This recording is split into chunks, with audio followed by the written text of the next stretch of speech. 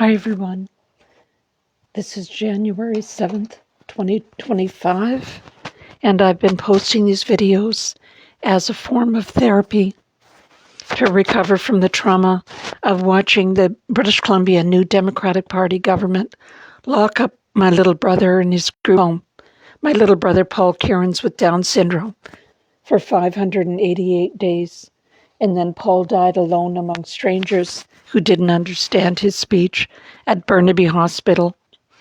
I believe that he was killed by order of my sister. I have a nun sister who was appointed his guardian. And I believe that she ordered his medical supports as he was struggling to recover from some kind of brain trauma. She ordered that his medical supports be removed and that he be sedated to death. He was struggling to recover. I watched him be killed before my eyes. I was allowed a 10-minute visit once a day for the 10 days he was at Burnaby Hospital, and he was struggling to recover. He squeezed my hand so hard when I said my name, he wouldn't let it go. He sat up in his bed. He grabbed a book from my hand. He turned the pages in the book, looked at the pages appropriately. He was so happy to see me.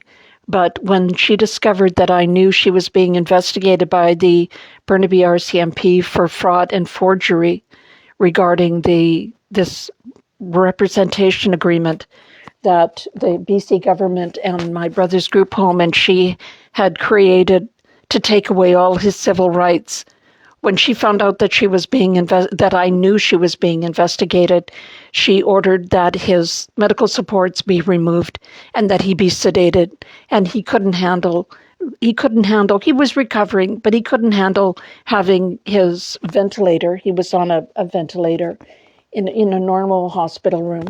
He couldn't handle having the ventilator removed and being sedated. I believe he was sedated with hydromorphone. He wasn't in any pain, so there was no reason to sedate him or give him painkillers, and he was struggling to recover. I knew once she found out that I knew she was being investigated, he had to die. And the last time I saw him, I walked in the room and she said to me, "Say goodbye to Paul. He's dying." She wouldn't look me in the eye.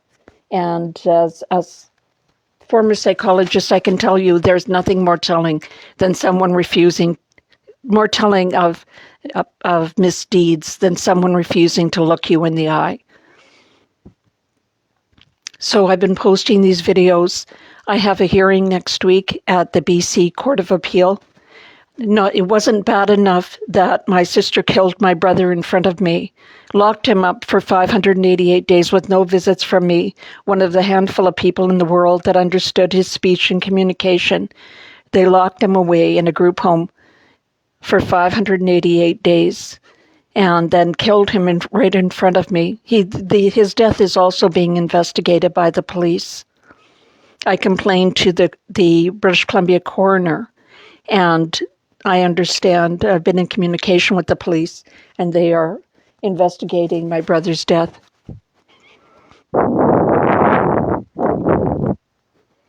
So yesterday I went to a meeting of the Conservative Party of British Columbia, the annual general meeting for the Tri-Cities, so for New Westminster, Coquitlam, and Port Moody. And I couldn't believe my eyes. I got there a little bit early, so I had to set up, or I helped set up. And we just thought, there would be a couple of tables and a few chairs. The room, it was 2 rooms at the Coquitlam Library on Pine Tree Way, and it was packed to the rafters. And people were cheering and clapping, and there was so much excitement. I think in part because there was the rumor that Justin Trudeau was going to resign that day. Of course, as the liar that he is, he didn't resign. He just said he intended to resign and put himself in a position where he thinks he can't be fired by the Canadian people. He shut down Parliament until March 24th. So he didn't give a date that he was going to resign. He's truly the most evil, right up there. When people make comparisons with Hitler, but he truly can be compared with Hitler. He brought in the euthanasia scheme in Canada called medical assistance in dying. The first thing Hitler did before World War II is he cleared out all the hospitals and sanatoriums of sick and disabled people, fragile, vulnerable people. Hitler called them useless mouths, and he killed every single one of them, 350,000. And people thought, oh, that makes sense. If I was sick, maybe I would want to be put to sleep, No, it doesn't make sense.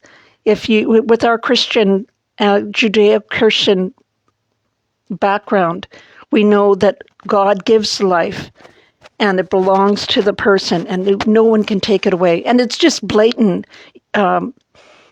It's blatant killing. It's not it's not assisted suicide. It's killing.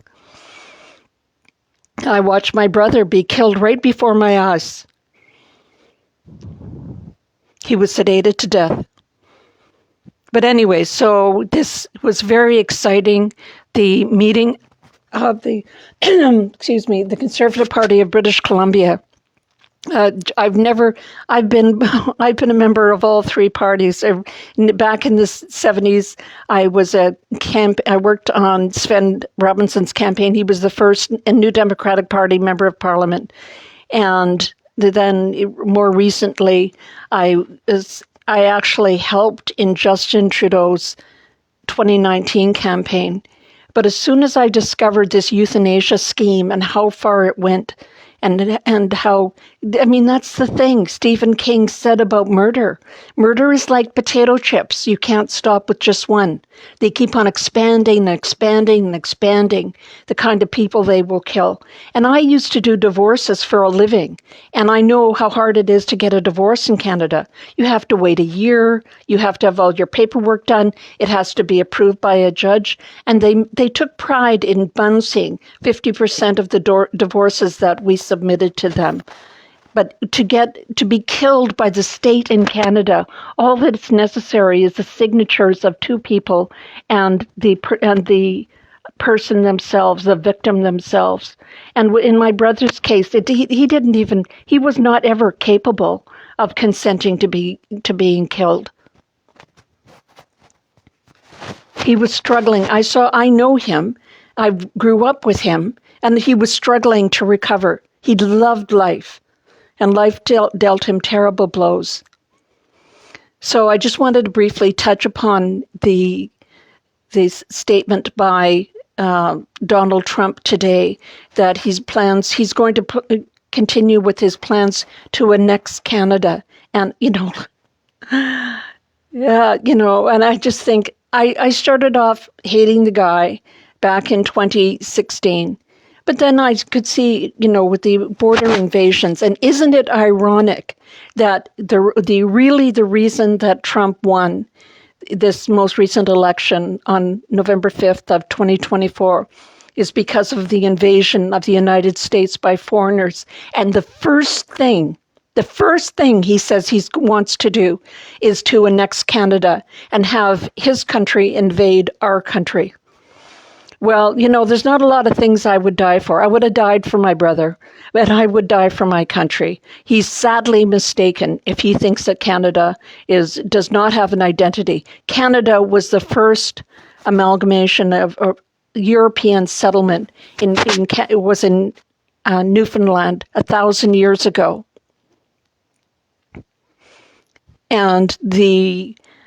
And even when the British had the Battle of the Plains of Abraham in Quebec City, they called the people there, the French people there, Canadians.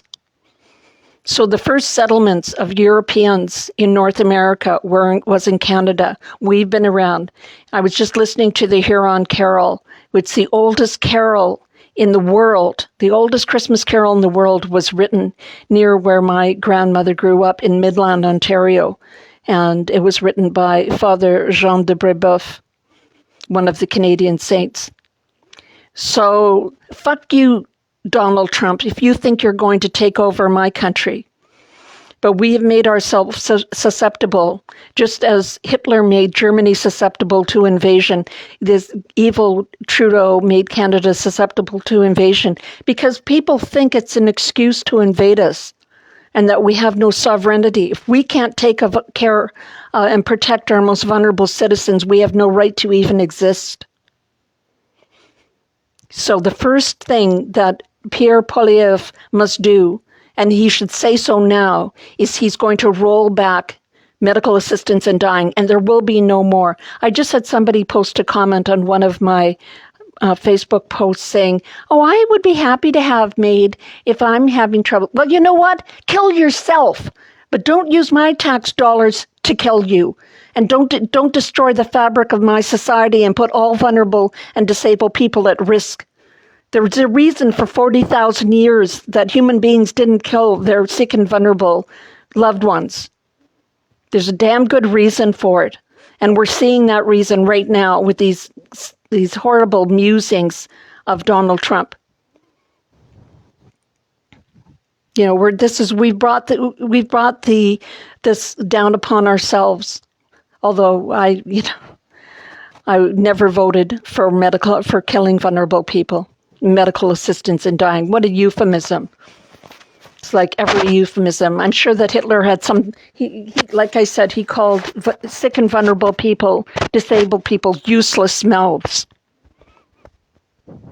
Well, we know what happened in the last time the Americans tried to annex Canada in the War of 1812, and what happened when the White House was burned down by Canadians.